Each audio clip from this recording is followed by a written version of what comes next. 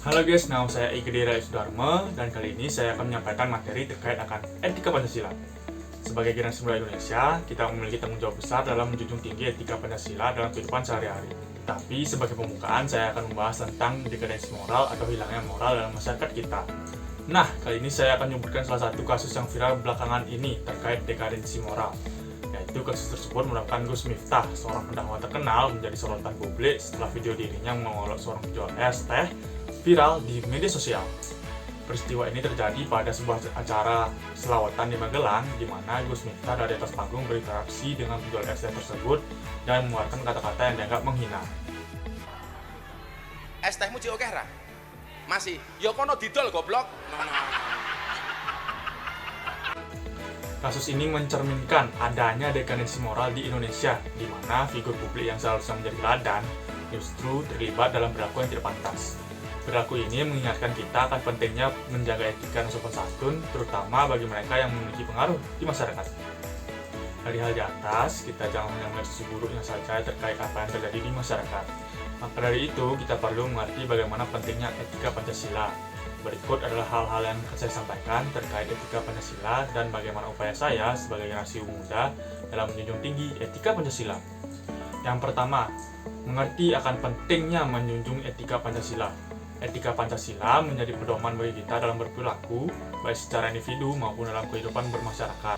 Dengan memahami dan menerapkan nilai-nilai Pancasila, kita dapat membangun toleransi dengan menghormati perbedaan agama dan kepercayaan, menegakkan keadilan dengan memperlakukan semua orang secara adil tanpa diskriminasi, memperkuat persatuan dengan menghargai keberagaman budaya dan suku bangsa, mengutamakan musyawarah dalam pengambilan keputusan bersama. Lalu ada yang terakhir, yaitu mewujudkan keadilan sosial dengan peduli terhadap kesejahteraan sesama. Yang kedua, menerapkan etika ketuhanan. Menghormati perbedaan agama dan keyakinan merupakan implementasi dari sila pertama Pancasila. Kita juga dapat melakukannya dengan cara menunjukkan sikap toleransi dengan menghargai kebebasan beribadah, menghindari tindakan yang menyinggung keyakinan orang lain baik di media sosial maupun dalam interaksi langsung, mempererat rasa persatuan melalui dialog antar umat beragama. Yang ketiga, menegakkan kemanusiaan yang adil dan beradab. Menghargai hak asasi manusia adalah inti dari sila kedua. Upaya nyata yang bisa kita lakukan adalah memperlakukan orang lain dengan adil tanpa memandang suku, agama, atau latar belakang ekonomi, mendukung kegiatan sosial membantu kelompok rentan atau yang membutuhkan bantuan, menghindari tindakan perundungan atau bullying baik secara langsung maupun daring. 4 adalah memperkokoh persatuan Indonesia. Persatuan adalah pilar utama dalam menjaga keutuhan bangsa Indonesia.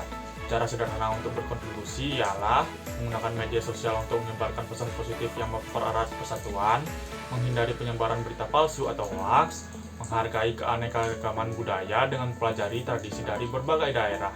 5. Ada mengamalkan nilai musyawarah untuk mufakat. Musyawarah adalah cara terbaik untuk mengambil keputusan secara kolektif, mengedepankan dialog yang saling menghormati dalam memecahkan masalah, tidak memaksakan pendapat sendiri dan bersedia mendengarkan sudut pandang orang lain, aktif dalam organisasi atau komunitas dengan semangat kerja yang sama yang harmonis. Lalu selanjutnya, yang keenam yaitu mengutamakan keadilan sosial. Keadilan sosial dapat diwujudkan dengan berbagai cara, seperti menggalangkan kegiatan berbagi, misalnya mendukung program pendidikan atau donasi untuk masyarakat kurang mampu, mendukung kebijakan yang memihak kesejahteraan rakyat melalui partisipasi aktif dalam demokrasi, tidak melakukan diskriminasi dalam kehidupan sehari-hari baik di lingkungan sekolah, kampus, maupun tempat kerja. Lalu ada yang ketujuh, yaitu tantangan generasi muda dalam menerapkan etika Pancasila. Meskipun kita tahu pentingnya etika Pancasila, generasi muda sering menghadapi berbagai tantangan dalam mengamalkannya, antara lain pengaruh globalisasi yang membawa nilai-nilai luar yang kadang bertentangan dengan budaya lokal. Solusinya adalah memperkuat identitas diri dengan memahami lebih dalam makna setiap sila Pancasila dan bagaimana nilai-nilai tersebut tetap relevan dalam era modern. Penyebaran informasi yang cepat dan tidak terkontrol, khususnya melalui media sosial, membuat generasi muda mudah terpengaruh oleh hoaks dan ujaran kebencian. Solusinya ialah membiasakan diri untuk memverifikasi informasi sebelum menyebarkannya dan mengikuti prinsip bermedia sosial dengan bijak. Kurangnya kesadaran akan pentingnya etika Pancasila yang disebabkan oleh kurangnya pendidikan karakter. Lalu solusinya adalah aktif mengikuti kegiatan yang memupuk rasa cinta tanah air dan kerjasama, seperti kegiatan pramuka, seminar nasionalisme, atau program sosial. Lalu ada yang kedelapan nih, peran pendidikan dan keluarga dalam membentuk etika Pancasila. Pendidikan dan keluarga memiliki peran krusial dalam membentuk karakter generasi muda. Beberapa langkah yang bisa dilakukan yaitu, di lingkungan keluarga, orang tua dapat menjadi teladan dengan memperhatikan musyawarah dalam pengambilan keputusan keluarga.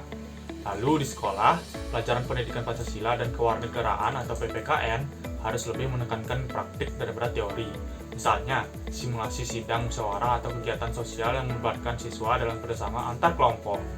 Lalu ada dalam komunitas, membangun kelompok diskusi atau komunitas cinta Pancasila bisa menjadi cara efektif untuk saling menginspirasi dalam mengamalkan nilai-nilai luhur tersebut.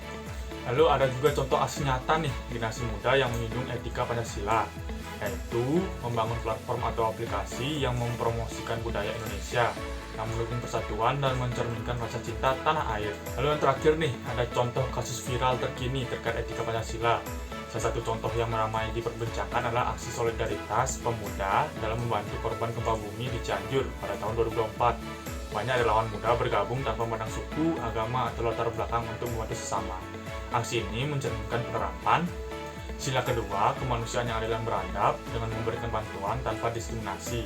Lalu ada sila ketiga, persatuan Indonesia karena masyarakat bersatu padu dalam memberikan bantuan. Sila kelima, keadilan sosial bagi seluruh rakyat Indonesia dengan menggalang donasi untuk menyediakan tempat tinggal sementara dan kebutuhan pokok bagi korban. Sebaliknya, kasus penyebaran hoaks tentang bantuan yang disalahgunakan juga mencerminkan pelanggaran etika Pancasila. Hal ini mengajarkan pentingnya memverifikasi informasi sebelum membagikannya untuk menjaga keharmonisan masyarakat. Itu saja materi yang ingin saya sampaikan. Jika ada salah kata, saya mohon maaf. Terima kasih sudah menonton.